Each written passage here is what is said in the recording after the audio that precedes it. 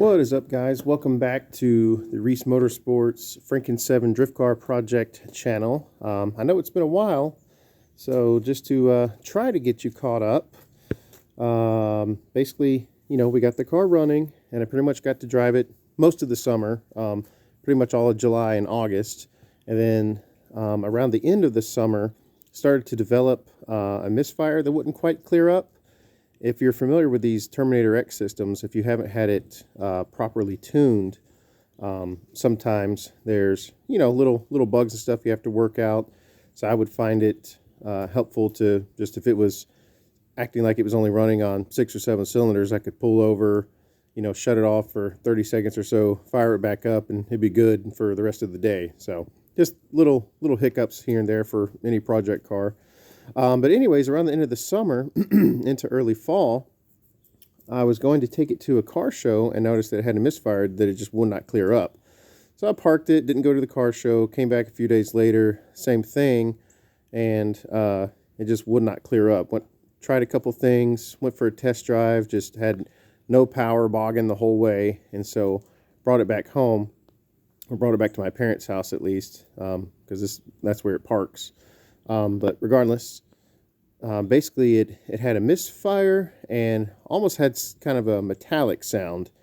And me being a mechanic and, working on lots of other stuff, plus LS stuff, led me to believe that maybe it's valve train related, possibly a lifter that may or may not have, spun around in its bore or something. It was supposed to be new parts that my brother gave me as far as the lifters and trays go.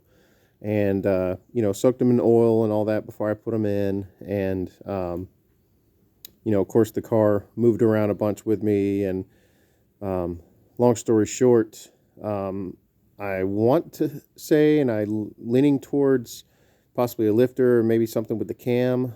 God forbid, bearings. But anyways, here's where the car's at right now. Still at my parents' house.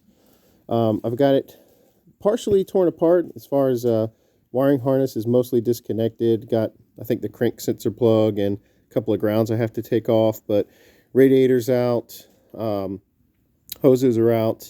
I still have to take the exhaust and headers off today, and I guess the intake, and I'm debating whether or not I want to remove the engine and take it to my house and work on it there in the garage, where I've got all my tools and everything laid out and I can do it, cleanly and efficiently.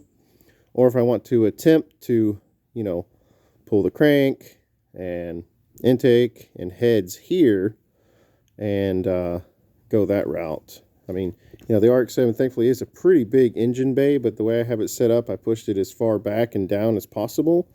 And, getting those head bolts and stuff out in the engine bay seems like it's going to be a little bit more difficult than than I would hope. So I'm thinking I'm going to have to do the old, take the hood off, take the headers off, all that good stuff, and just lift out the long block and then take it to my house, put it on the stand, and take care of it there. So anyways, that's where the RX-7 is right now. I put just under 500 miles on it this summer and did really, really well. I didn't get to do any racing or any drifting, obviously, just kind of cruising around on the street and doing some pulls, and got a lot of thumbs up and a lot of, positive feedback from people that got to check it out. Had it for sale for a while and had a few people that were interested, but, sometimes, and I get it, taking on someone else's project, especially when it's not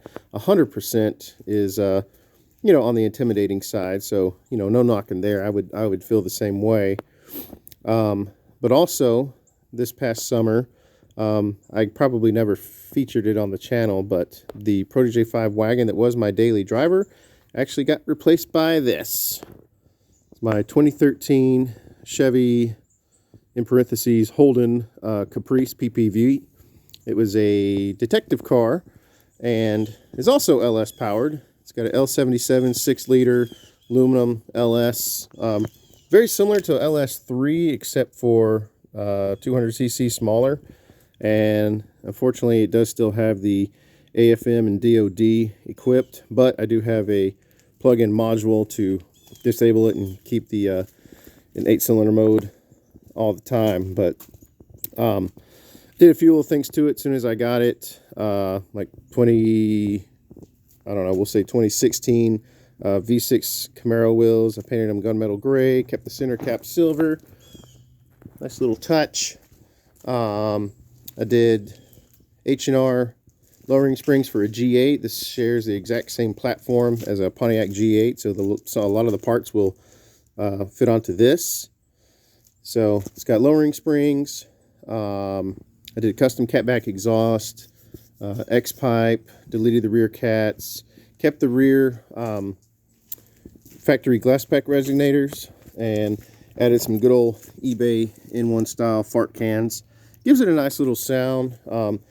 My wife says it wakes the kids up in the morning when I leave for work, so I might be changing that to maybe go back to quiet mufflers and just add some electric cutouts for later, but it does sound pretty good.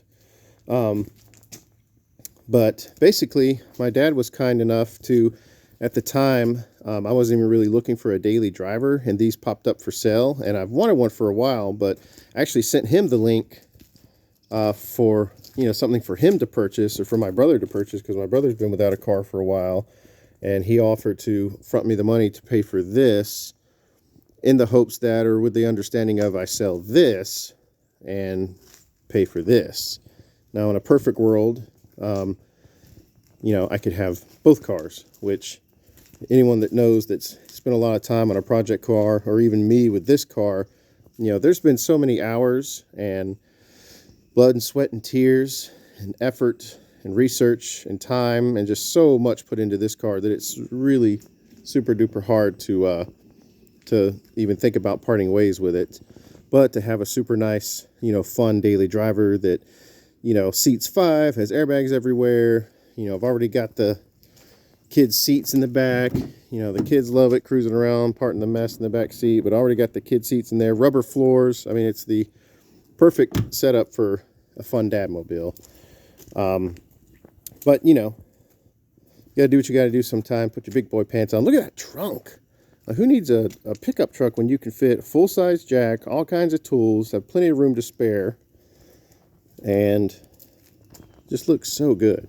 But anyways, so today I'm going to be taking the engine out of this thing, I guess, start pulling it apart, and hopefully figuring out what that misfire issue is, because obviously you can't sell a car that's not running, or at least not for anywhere close to what you have into it.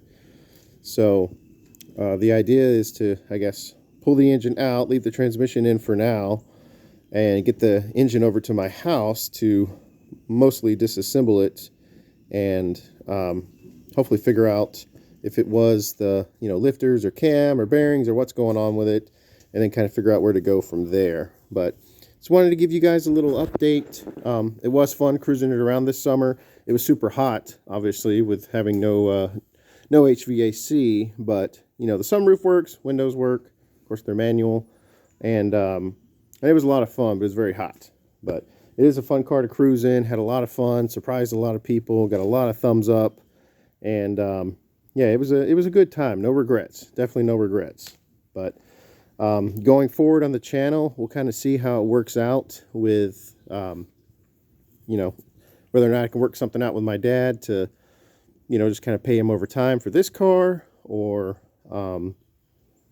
you know, or just end up getting this RX-7 fixed and sell it, and then just have the, I was about to say the G8, having the Caprice, you know, just my one and only car, at least for now.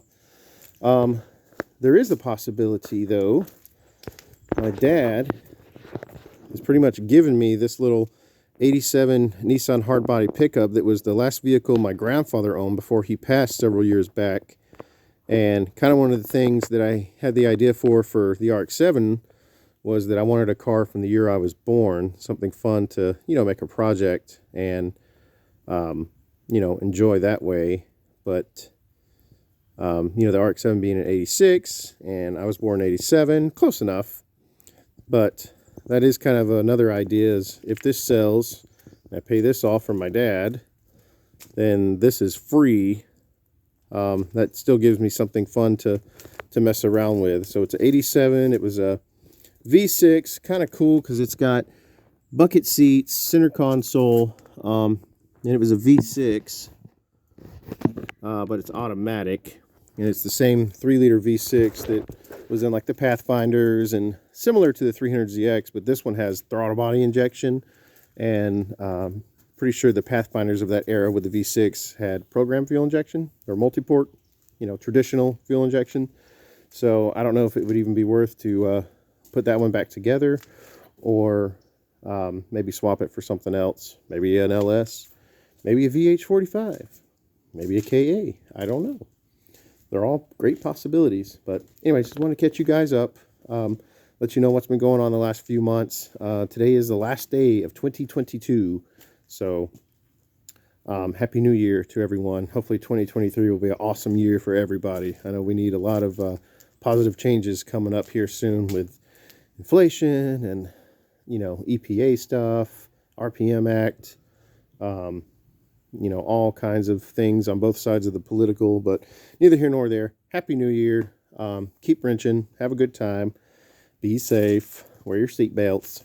And I will catch you guys here soon.